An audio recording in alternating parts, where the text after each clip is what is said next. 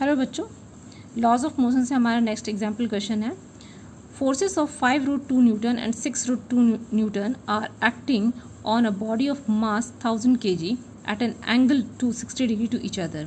Find the acceleration, distance covered and the velocity of the mass after 10 second. यहाँ पे दो forces हैं, 5√2 Newton और 6√2 न्यूटन। वो एक बॉडी के ऊपर जिसका मास है 1000 kg इसके ऊपर में लग रहा है और इन दोनों फोर्सेस के बीच का जो एंगल है वो दिया हुआ है 60 डिग्री। अब यहाँ पे हमें फाइंड करना है acceleration, distance covered and velocity after time after velocity of mass after 10 second. 10 second के बाद में हमें यहाँ पे एक्सेलरेशन, डिस्टेंस और वेलोसिटी हमें फाइंड करना है। तो इस क्वेश्चन को कुछ हम इस तरह से देख सकते हैं यहाँ पे कि ये एक मास है जो कि 1000 kg का दिया हुआ है। F1 5√2 और F2 6√2, ये दो फोर्सेस यहाँ पे एक्ट हो रही हैं जिसके बीच का एंगल जो है वो 60 डिग्री है। अब यहाँ पे इन दोनों फोर्सेस का अगर हम रिजल्टेंट फाइंड करेंगे तो हमें रिजल्टेंट के लिए जो हम आपने वेक्टर, आप याद करो कि वेक्टर में हम रिजल्टेंट फाइंड करते थे दो वेक्टर के लिए। तो क्या होता था, दो वेक्टर हैं F1 और F2, दो वेक्टर है तो इसका जो रिजल्टेंट होगा वो हो जाएगा F equals to √F1 square plus F2 square plus 2F1 F2 cos theta. तो इस तरह से जब हम इसको सॉल्व करेंगे, यहाँ पे वैल्यूज़ रखेंगे F1 और F2 का और यहाँ पे भी F1 F2 कॉस थीटा का जब वैल्यू रखेंगे तो हम मिलेगा 13.49 न्यूटन। तो इसके बाद जब हमें वैल्यू यहाँ पे 13.49 न्यूटन जब मिल जाता है वैल्यू, तो उसके बाद जब हमारे पास फोर्स है, अब फोर्स है और हमारे पास मास है और हमें फाइंड करना है एक्सीलरेशन, तो हम फॉर्मूला पे ये बिल्कुल फिट आ जाता है कि F = ma। तो फोर्स है हमारे पास में, मास है, तो एक्सेलरेशन हम आराम से फाइंड कर सकते हैं। तो यहाँ पे वैल्यूज़ रखेंगे फोर्स का 13.49 डिवाइडेड बाई 1000, तो यहाँ पे ये निकल के आ जाता है 0.01349 मीटर पर सेकेंड स्क्वायर। अब हमारे पास एक्सेलरेशन है, हमारे पास मास है, हमारे पास फोर्स है, टाइम है हमारे पास में, तो और हमें निकालना है यहाँ पे डिस्टेंस और वेलोसिटी।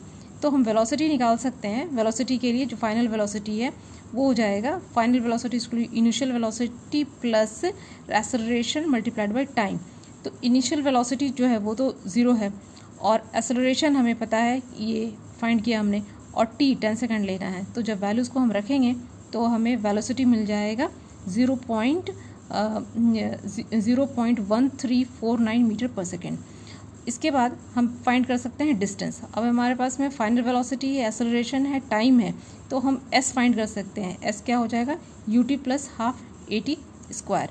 तो ut इनिशियल वेलोसिटी अगेन 0 लेना है और at हाफ at स्क्वायर, तो हाफ a की वैल्यू रख देंगे, t की वैल्यू रख देंगे, तो हमें मिल जाएगा डिस्टेंस जो है वो मिल जाएगा 0.6745 मीटर। तो इस तरह से हम तीनों जो यहाँ पे फिजिकल क्वांटिटीज़ हैं, एक्सेलरेशन, डिस्टेंस और वेलोसिटी, ये हम फाइंड कर सकते हैं। हमारा नेक्स्ट एग्जाम्पल क्वेश्चन है, example 7। A block of metal weighing 2 kg is resting on a frictionless plane. It is struck by a jet releasing water at a rate of 1 kg per second and at a speed of 5 meter per second. Calculate the initial acceleration of the block. यहाँ पे एक 2 kg का block है जो कि एक plane पे एक फ्रिक्शनलेस प्लेन पे रखा हुआ है और इसके ऊपर में एक वाटर जेट से प्रेशर से पानी डाला जा रहा है। तो जो पानी डाला जा रहा है वो 1 kg पर सेकेंड पानी उसे हर सेकेंड जो है 1 kg का पानी उस पर डाला जा रहा है और उस पानी का जो स्पीड है वो है 5 मीटर पर सेकेंड। तो यहाँ पे इसके वजह से, इस मास और स्पीड के वजह से, मास 1 kg पर सेकेंड और 5 मीटर पर सेकेंड का स्पीड, तो ये मास और वेलोसिटी ये दोनों मिल करके मोमेंटम बनाता है जो कि एक फोर्स उस ब्लॉक के ऊपर में डालेगा और जिसके वजह से ब्लॉक में एक मूवमेंट आएगा। तो calculate the initial acceleration of the block. तो इसके वजह से जो एक्सेलरेशन आ रहा है वो हमें कैलकुलेट करना है। तो यहाँ पे हम यूज़ करेंगे, यहाँ पे चूँकि हमारे पास जो डेटा है वो जो दिया हुआ है वो आप देख रहे हैं कि एक स्पीड है और यहाँ पे मास है, मास पर kg, तो मास इंटू वेलोसिटी, और यहाँ पे पर यूनिट टाइम भी है। तो मास, वेलोसिटी और पर यूनिट टाइम, ये तीनों चीज़ें मिलकर के मोमेंटम बना रहा है। तो हम लिखेंगे Newton second law of motion को आप याद कीजिए, तो Newton second law of motion के अकॉर्डिंग होता है F equal to D P by D T. तो F equal to M A जो लिखते हैं उसका ही उसी को हम D P by D T लिखते हैं। ये सिचुएशन पर डिपेंड करता है कि हमें क्या फाइंड करना है, क्या कैलकुलेट करना है, क्या सिचुएशन है वहाँ पे। तो यहाँ पे हम जो देख रहे हैं कि यहाँ पे जो मास है और वेलोसिटी दिया हुआ है और इसका एक rate of change of momentum यहाँ पे बन रहा है। तो मोमेंटम यहाँ पे जो चेंज हो रहा है उसके वजह से जो फोर्स क्रिएट हो रहा है तो वो हमें उसके सपोर्ट से हमें एक्सेलरेशन फाइंड करना है।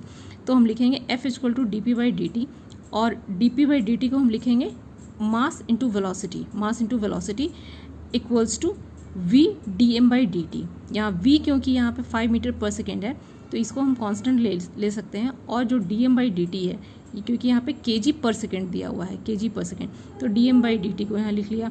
तो वेलोसिटी यहाँ पे 5 मीटर पर सेकेंड और जो kg पर सेकेंड यहाँ पे ये ले लेते हैं डेटा, और इन दोनों को कैलकुलेट करेंगे तो आ जाएगा 5 न्यूटन। अब ये फोर्स निकल गया जो कि 2 kg के ब्लॉक पे जा रहा है, 2 kg के ब्लॉक पे पड़ रहा है।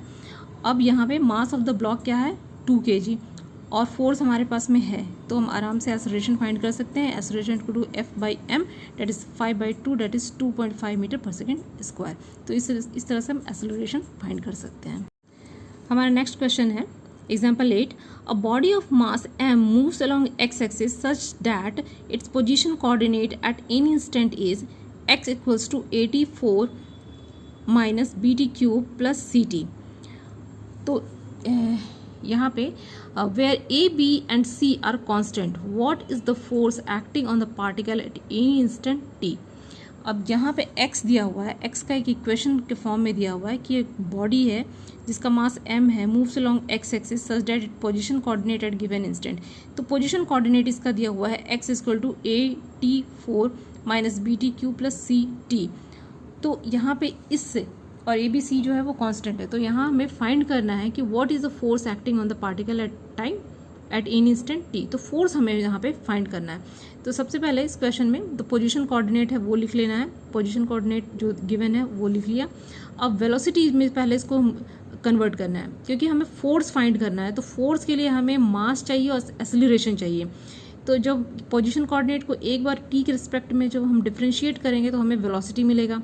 वेलोसिटी को जब टी के रिस्पेक्ट में हम डिफ्रेंशिएट करेंगे तो हमें एक्सेलरेशन मिलेगा, और एक्सेलरेशन मिल गया तब हम इसे मास के साथ मल्टीप्लाई करेंगे तब हमें फोर्स मिलेगा। तो ये 2 बार इसमें डिफ्रेंशिएशन है।